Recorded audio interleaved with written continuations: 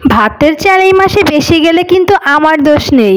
এই রেসিপিটা খেতে এতই মজা যে আপনি এক প্লেটের জায়গায় 2 প্লেট ভাত নিমিষেই শেষ করে দিতে পারবেন। তারপরে আরও বেশি লাগতে পারে, তখন কিন্তু আবার আমার দোষ দিয়েন না যে আপু কী রেসিপি দেখালেন যে আমার ভাতের চাল এই মাসে বেশি চলে গেছে। চলুন, রেসিপির জন্য এখানে আমি 5টা পটল নিয়ে এর উপর থেকে আবরণটা ফেলে দিয়েছি। এবার আমি পটলগুলোকে সাইজ করে কিউব কিউব করে কেটে নিচ্ছি। আপনারা আপনাদের ইচ্ছা মতো কেটে নিতে পারবেন। এবার চলুন, একটা পাত্রে পানি দিয়ে এর ভিতরে পটলগুলো দিয়ে আমরা সিদ্ধ করে নেব।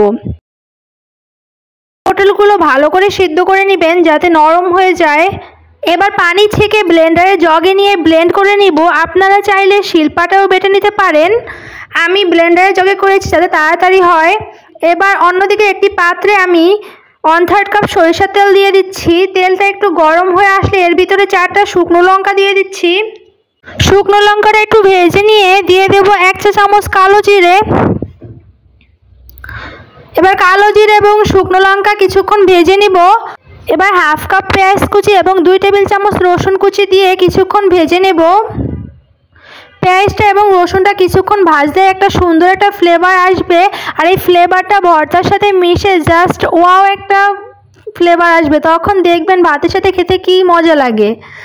এরপরে আমরা কিছুক্ষণ ভেজে নেব পেঁয়াজ এবং রসুনটাকে।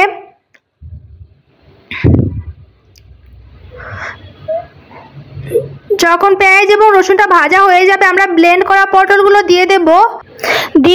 1 চা চামচ লবণ, 1 চা চামচ হলুদ গুঁড়ো, 1 চা চামচ মরিচ গুঁড়ো দিয়ে ভালো করে কিছুক্ষণ নেড়ে নেব।